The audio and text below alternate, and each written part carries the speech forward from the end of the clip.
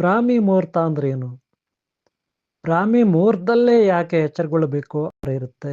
ಕೆಲವೊಂದು ದೇಶಗಳಲ್ಲಿ ಹಗಲು 5 ಅವರ್ ಇರುತ್ತೆ, ಇನ್ನೂ ಕೆಲವೊಂದು ದೇಶಗಳಲ್ಲಿ 6 ಅವರ್ ಇರುತ್ತೆ. ಸನಾತನ ಹಿಂದೂ ಧರ್ಮ ಭಾರತ ದೇಶದಲ್ಲಿ ಬಹಳ ಬಹಳ ಮುಖ್ಯವಾಗಿ ಕೇಂದ್ರ ಬಿಂದುವಾಗಿದೆ. ಪಿತ ಬ್ರಹ್ಮಾಜಿ ಆ ಎಷ್ಟು 4:30ಯಿಂದ 5:30ವರೆಗೂ ಹರಿಹರರನ್ನು ಸ್ಮರಿಸ್ತಾನೆ.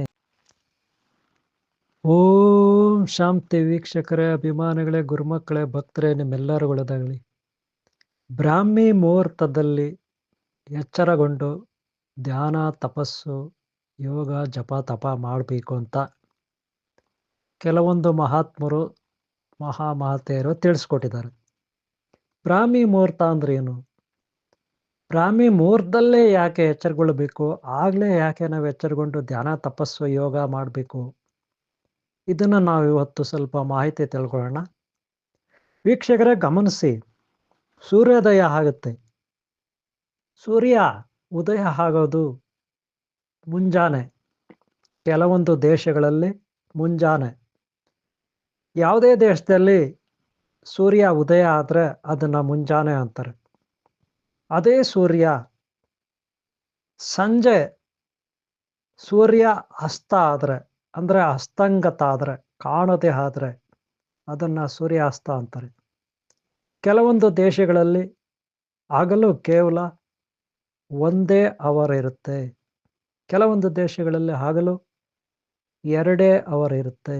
ಕೆಲವೊಂದು ದೇಶಗಳಲ್ಲಿ ಹಗಲು 5 ಅವರ್ ಇರುತ್ತೆ. ಇನ್ನೂ ಕೆಲವೊಂದು ದೇಶಗಳಲ್ಲಿ 6 ಅವರ್ ಇರುತ್ತೆ. ಇನ್ನು ಉಳಿದಂತೆ ಎಲ್ಲ ಸಮಯ ರಾತ್ರಿ ಇರುತ್ತೆ. ಆದರೆ ಭಾರತ ದೇಶದಲ್ಲಿ ಅರ್ಧಕ್ಕರ್ಧ ಇರುತ್ತೆ. ಸ್ವಲ್ಪ ಹೆಚ್ಚು ಕಡಿಮೆ, ಒಂದು ಅರ್ಧ ಅವರ್, ಮುಕ್ಕಾಲು ಅವರ್ ಹೆಚ್ಚು ಕಡಿಮೆ. ಅರ್ಧಕ್ಕರ್ಧ ಹಗಲು, ಅರ್ಧಕ್ಕರ್ಧ ರಾತ್ರಿ ಇರುತ್ತೆ. ಇದು ನಮ್ಮ ಅದೃಷ್ಟ, ಪುಣ್ಯ. ಸನಾತನ ಹಿಂದೂ ಧರ್ಮ ಭಾರತ ದೇಶದಲ್ಲಿ ಬಹಳ ಬಹಳ ಮುಖ್ಯವಾಗಿ ಕೇಂದ್ರ ಬಿಂದುವಾಗಿದೆ ಇಡೀ ಜಗತ್ತಿಗೆ. ಕಾರಣ ಅಷ್ಟೇ, ಇಲ್ಲಿನ ಒಂದು ಸುಂದರವಾದ ಸಮತೋಲನ ವಾತಾವರಣ. ಈ ಕಾರಣಕ್ಕಾಗಿ ಇಲ್ಲಿ ಸಾಂಬಾರ ಪದಾರ್ಥಗಳು ಅಂದರೆ ಸಾಮಾನ್ಯವಾಗಿ ಲವಂಗ, ಚಕ್ಕೆ ಲವಂಗ, ಗಸಗಸೆ, ಸಾಂಬಾರ ಪದಾರ್ಥಗಳು ಇನ್ನೂ ಅನೇಕ, ಮೆಣಸು, ಕರಿಮೆಣಸು ಅಂತಿರಲ್ಲ, ಹೀಗೆ ಸಾಕಷ್ಟು ರೀತಿಯ ಸಾಂಬಾರ ಪದಾರ್ಥಗಳು, ಸಾಕಷ್ಟು ರೀತಿಯ ಗಿಡಮೂಲಿಕೆಗಳು, ಸಾಕಷ್ಟು ರೀತಿಯ ಆರೋಗ್ಯಕ್ಕೆ ಬೇಕಾದಂಥ ಕಾಯಿ ಪಲ್ಯಗಳು, ಹಣ್ಣು ಹಂಪಲುಗಳು, ಇದೆಲ್ಲವೂ ಭಾರತ ದೇಶದಲ್ಲಿ ಸಮತೋಲನ ವಾತಾವರಣದಲ್ಲಿ ಬೆಳೆಯುತ್ತದೆ. ಇಂಥ ವಾತಾವರಣದಲ್ಲಿ ನಾವು ಈ ಆಹಾರ ಪದಾರ್ಥಗಳನ್ನು ತಿಂದ್ಕೊಂಡು ಇಲ್ಲಿ ನಾವು ಅನಾದಿ ಕಾಲದಿಂದ ವಂಶ ಪಾರಂಪರವಾಗಿ ಇನ್ನೂ ನಾವು ನಮ್ಮ ಮುಂದೆ ಇಲ್ಲಿ ಪೀಳಿಗೆ ಬೆಳೆಯುತ್ತೆ. ಆದರೆ ಇಲ್ಲಿ ಒಂದು ಒಳ್ಳೆಯ ವಾತಾವರಣ ಇರೋದ್ರಿಂದಲೇ ಅನಾದಿ ಕಾಲದಲ್ಲಿ ಋಷಿಮುನಿಗಳು, ಸಿದ್ಧರು, ಮಹಾಮಾತೆಯರು ಒಂದು ಒಳ್ಳೆಯ ಜ್ಞಾನವನ್ನು ಪಡ್ಕೊಂಡ್ರು. ಯಾಕೆ ಅಂದರೆ ಅವರ ಬ್ರೈನು, ಮೆದುಳು ಸಾಮರ್ಥ್ಯ, ನರನಾಡಿಗಳ ಸಾಮರ್ಥ್ಯ, ಅವರಲ್ಲಿರ್ತಕ್ಕಂಥ ಒಂದು ಶೆಲ್ಸ್ ಅಂತೀವಿ, ಜೀವಕೋಶಗಳ ಸಾಮರ್ಥ್ಯ, ಆರೋಗ್ಯದ ಸಾಮರ್ಥ್ಯ ಅತಿ ಹೆಚ್ಚಾಗಿ ದೀರ್ಘಾಯುಷ್ಯವಂತರಾಗಿ, ಹಾಗೆ ಅವರಲ್ಲಿರ್ತಕ್ಕಂಥ ಒಳ್ಳೆಯ ಗುಣಗಳು ಇಲ್ಲಿನ ವಾತಾವರಣಕ್ಕೆ ತಕ್ಕಂತೆ ಸಮತೋಲನವಾಗಿ ಇರ್ತಿತ್ತು. ಸಮತೋಲನವಾಗಿ ಅವರ ಗುಣಗಳು ಇರ್ತಿತ್ತು ಒಳ್ಳೆಯ ರೀತಿಯಲ್ಲಿ. ಇಂಥ ವಾತಾವರಣದಲ್ಲಿ ನಾವೀಗ ಮುಂಜಾನೆ ಬ್ರಾಹ್ಮಿ ಮುಹೂರ್ತ ಅಂತೀವಿ. ಆ ಬ್ರಾಹ್ಮಿ ಮುಹೂರ್ತ ಬೆಳಗ್ಗೆ 5:30 ಇರ್ಬೋದು, 4:15 ಇರ್ಬೋದು, 3:30 ಇರ್ಬೋದು. ಇದೆಲ್ಲವೂ ಬ್ರಾಹ್ಮಿ ಮುಹೂರ್ತನೇ. ಮುಂಜಾನೆ 3:30, 4:15, 5:30. ಆದರೆ ಪರಮಶಿವನು ಶ್ರೀಮನ್ನಾರಾಯಣನ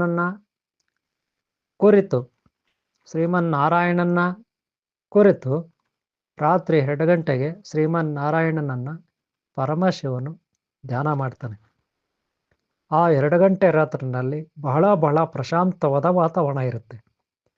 ಈ ಕಾರಣದಿಂದಲೇ ಆ ಟೈಮಲ್ಲಿ ಎಲ್ಲರೂ ಸಾಮಾನ್ಯವಾಗಿ 98% ಮಂದಿ 2 ಗಂಟೆ ರಾತ್ರಿನಲ್ಲಿ ತುಂಬ ಗಾಢವಾದ ನಿದ್ರೆಯಲ್ಲಿರ್ತಾರೆ. ಹೊರಗಡೆ ಕಳ್ಳತನಗಳು, ಅಂಗಡಿಗಳಿರ್ಬೋದು, ಮನೆಗಳಿರ್ಬೋದು, ದೇವಾಲಯಗಳಿರ್ಬೋದು, ಮಠ ಮಂದಿರಗಳಿರ್ಬೋದು, ಅಂಥ ಕಡೆ ಕಳ್ಳತನಗಳು ನಡೆಯೋದೇ 2 ಗಂಟೆ ರಾತ್ರಿಯಲ್ಲಿ. 2 ಗಂಟೆ ರಾತ್ರಿನಲ್ಲಿ ಯಾಕಪ್ಪ ಕಳ್ಳತನಗಳು ನಡೆಯುತ್ತೆ ಅಂದರೆ, ಕಳ್ಳಕಾಕರು ಯಾಕಪ್ಪ ಆ ಸಮಯವನ್ನೇ ಆಯ್ಕೆ ಮಾಡ್ಕೊಳ್ತಾರೆ ಅಂದರೆ, ಅದು ಬಹಳ ಪ್ರಶಾಂತವಾದ ವಾತಾವರಣ. 2 ಗಂಟೆ ರಾತ್ರಿ ಒಂಚೂರು ಇಸ್ಗುಟ್ಟುವ ಯಾವುದೇ ಗದ್ದಲ ಶಬ್ದ ಇರೋದಿಲ್ಲ.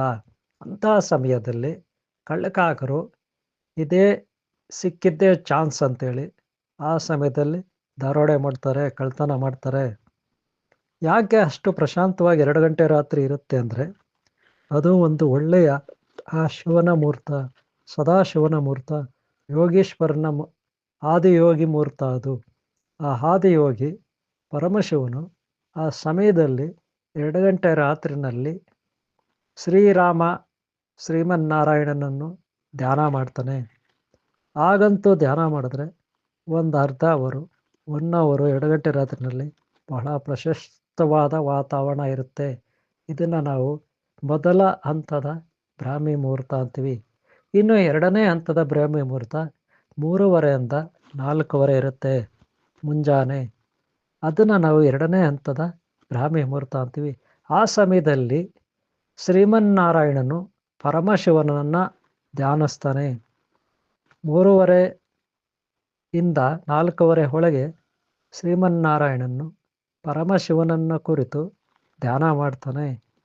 ಅಂದರೆ ಹನುಮಂತನನ್ನು ಶ್ರೀರಾಮಚಂದ್ರ ಪ್ರಭು ಧ್ಯಾನ ಮಾಡ್ತಾನೆ ಅಂತ ಅರ್ಥ. ಅನಂತರ 4:30ಯಿಂದ 5:00ವರೆಗೆ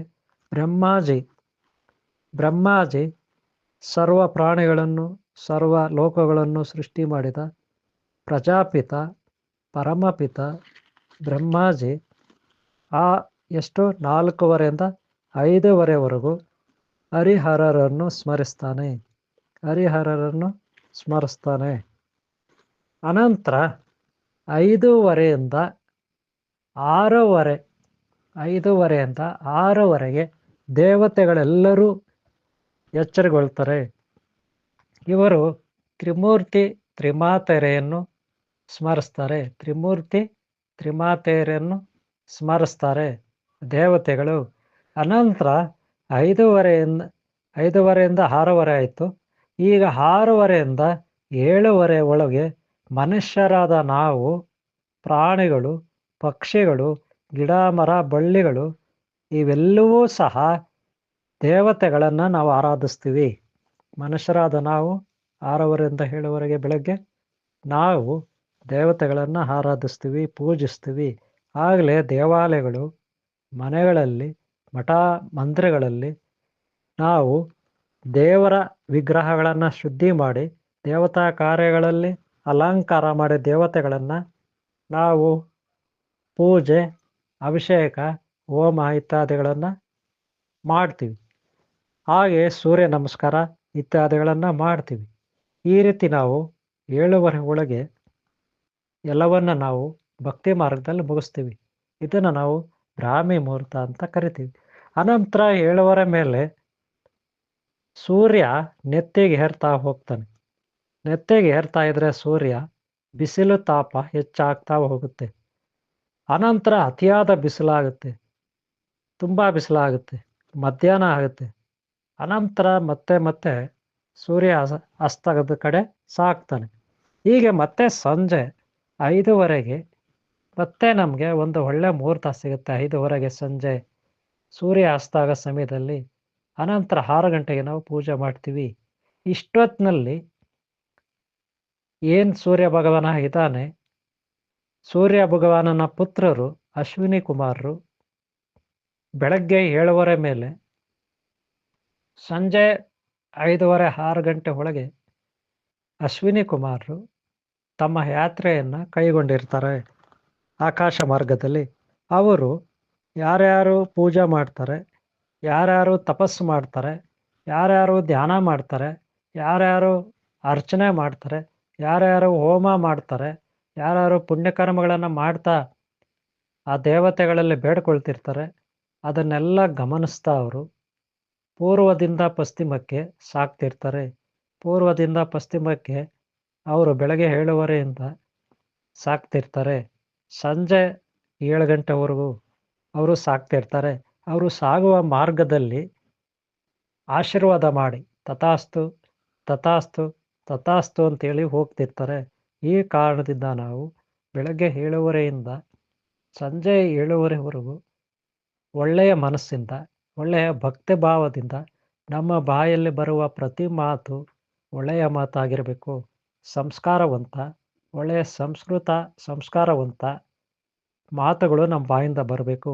ಈ ರೀತಿ ಬಾಯಿಂದ ಬರುವ ಮಾತುಗಳು, ಬಾಯಿಂದ ಬರುವ ಶಿವನ ಧ್ಯಾನ, ಹರಿಯ ಧ್ಯಾನ, ಬ್ರಹ್ಮಾಜಿ ಶಕ್ತಿಯ ಧ್ಯಾನ, ಸಚೇಂದ್ರಾದಿ ದೇವತೆಗಳ ಧ್ಯಾನ, ಓಂ ಶ್ರೀ ಸಿದ್ಧಿ ಬುದ್ಧಿ ಧೂಮ್ರಕೇತು ಕಲ್ಗೆ ಚಿಂತಾರ ವಿದ್ಯಾ ಮಹಾಗಣಪತಿಯಿಂದ ಹಿಡಿದು ಶ್ರೀ ವಿಲ್ಲಿಮಠ ದೇವಸ್ಥಾನ ಮತ್ತು ಕುಮಾರಸ್ವಾಮಿವರೆಗೂ ಎಲ್ಲ ನಮ್ಮ ಹಿತೈಷಿ ದೇವತೆಗಳ ಧ್ಯಾನ, ಹಿತೈಷಿ ಮಾತಾಪಿತಾ ಪೂರ್ವಜರ ಧ್ಯಾನ, ಹಿತೈಷಿ ಗುರುಶಕ್ತಿಯ ಧ್ಯಾನ, ಹಿತೈಷಿ ಬಂಧು ಮಿತ್ರರ ಧ್ಯಾನ, ಈ ಪ್ರಕೃತಿಯ ಧ್ಯಾನವನ್ನು ನಾವು ಮಾಡಬೇಕು.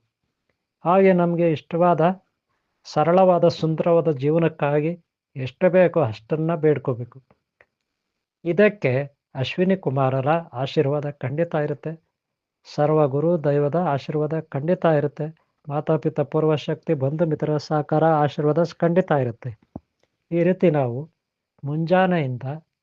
ಮುಂಜಾನೆ ಅಂದರೆ ರಾತ್ರಿ 2 ಗಂಟೆಯಿಂದ ಮತ್ತೆ ರಾತ್ರಿ 7 ಗಂಟೆವರೆಗೂ ನಾವು ಭಗವದ್ ಧ್ಯಾನದಲ್ಲಿದ್ದರೆ ಆ ದೈವ ಖಂಡಿತ ನಮ್ಗೊಲಿತಾನೆ. ಇದು ಧ್ಯಾನ ಮಾಡುವ, ಜಪ ತಪ ಮಾಡುವ ಪದ್ಧತಿ ಹಾಗೂ ಸಮಯ ಸಂದರ್ಭಗಳು. ವೀಕ್ಷಕರೇ, ಭಕ್ತರೇ, ಅಭಿಮಾನಿಗಳೇ, ಗುರುಮಕ್ಕಳೇ, ನಿಜವಾಗ್ಲೂ ಈ ರೀತಿ ಧ್ಯಾನ ಮಾಡಬೇಕಾ ಅಂತ ನಿಮ್ಗನ್ಸುತ್ತೆ. ನೀವು ಈ ರೀತಿ ಕಷ್ಟಪಟ್ಟರೆ ಖಂಡಿತ ಫಲ ಇದ್ದೇ ಇರುತ್ತೆ, ಒಳ್ಳೇದು ಹಾಗೆ ಆಗುತ್ತೆ. ಹಂಗಂತ ನಿಮ್ಮ ಆರೋಗ್ಯ ಕೆಡಿಸ್ಕೋಬೇಡಿ. ಕೆಲವ್ರಿಗೆ ಬೆಳಗ್ಗೆ ಹೇಳಲಿಕ್ಕೆ ಆಗೋದಿಲ್ಲ, ಎಚ್ಚರಿಕೆಗೊಳ್ಳಿಕ್ಕೆ ಆಗೋದಿಲ್ಲ, ಅವ್ರು ಲೇಟಾಗೇ ಹೇಳಲಿ. ಇನ್ನು ಕೆಲವರು ನಾನು ಕಷ್ಟಪಟ್ಟು ದುಡಿತೀನಿ, ನಾನು ಕಷ್ಟಪಟ್ಟು ಸಾಧನೆ ಮಾಡ್ತೀನಿ, ಏನನ್ನಾದರೂ ನಾನು ಕಷ್ಟಪಟ್ಟು ಗುರಿ ಮುಟ್ತೀನಿ ಅಂತ ಹೇಳಿದ್ರೆ ಖಂಡಿತ ಅವರು ಸಾಧಿಸ್ಬೋದು. ಹಂಗಂತ ಆರೋಗ್ಯ ಹಾಳು ಮಾಡ್ಕೋಬೇಡಿ. ನಿಮ್ಮ ಆರೋಗ್ಯನೇ ಮುಖ್ಯ. ಆರೋಗ್ಯ ಹೊಂದಿದ್ರೆ ಇಡೀ ಜಗತ್ತಿನಲ್ಲಿ 50% ನಾವು ಗೆದ್ದಂತೆ. ಹಾಗೆ ನಾವು ಆರೋಗ್ಯ ಇಲ್ಲದೆ ದಿವಾಳಿ ಆಗಿಬಿಟ್ರೆ ಅರ್ಧ ಪ್ರಪಂಚವನ್ನು ಕಳ್ಕೊಂಡಂತೆ ಆಗುತ್ತೆ. ನೆನಪಿಟ್ಕೊಳ್ಳಿ. ಐಶ್ವರ್ಯ ಇಲ್ಲದೆ ಇದ್ರು, ನಮ್ಮ ಖರ್ಚಿಗೆ ದುಡ್ಡು ಇಲ್ಲದೆ ಇದ್ರು, ಅಥವಾ ವ್ಯವಸ್ಥೆಗಳಿಗೆ ಸೌಕರ್ಯ ಇಲ್ಲದೆ ಇದ್ರು ಅರ್ಧ ಪ್ರಪಂಚವನ್ನು ಸೋತಂತೆ. ಆರ್ಥಿಕವಾಗಿ ನಾವು ಒಂದಷ್ಟು ಸದೃಢರಾಗಿರಬೇಕು. ಹಾಗೆ ದೈಹಿಕವಾಗಿ ಆರೋಗ್ಯ ಭಾಗ್ಯವಂತರು ಆಗಿರಬೇಕು. ಆಗಲೇ ನಾವು ಈ ಜಗತ್ತನ್ನು ಗೆಲ್ಲಲಿಕ್ಕೆ ಸಾಧ್ಯ. ಅದಕ್ಕೆ ಎಚ್ಚರದಿಂದ ನೀವು ಜಪ ತಪ ಧ್ಯಾನ ಇವೆಲ್ಲವನ್ನು ಕೈಗೊಳ್ಳ್ರಿ. ಗುರು ದೈವ ಈ ಪ್ರಕೃತಿ ಆಶೀರ್ವಾದ ನಮಗಿರುತ್ತೆ. ಸದಾ ನಿಮ್ಗೆ ಒಳ್ಳೆಯದಾಗಲಿ. ಆ ದೈವ ದರ್ಶನ ಸಾಕ್ಷಾತ್ಕಾರ ನಿಮಗಾಗಲಿ. ನಿಮಗೆ ಹೆಚ್ಚಿನ ಸಿದ್ಧಿಗಳು ನಿಮ್ಮ ಜಪ ತಪದಿಂದ ತಪಸ್ಸಿನಿಂದ ನಿಮಗೆ ಸಿಗಲಿ ಅಂತ ಹಾರೈಸ್ತಾ ಈ ಒಂದು ವಿಡಿಯೋನಲ್ಲಿ ಮುಗಿಸ್ತಾ ಇದ್ದೀನಿ.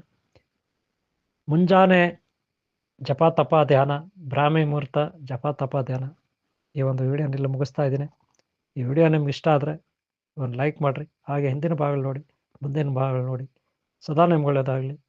ಓಂ ಶಾಂತಿ, ಓಂ ಶಾಂತಿ, ಓಂ ಶಾಂತಿ, ಓಂ ಶಾಂತಿ.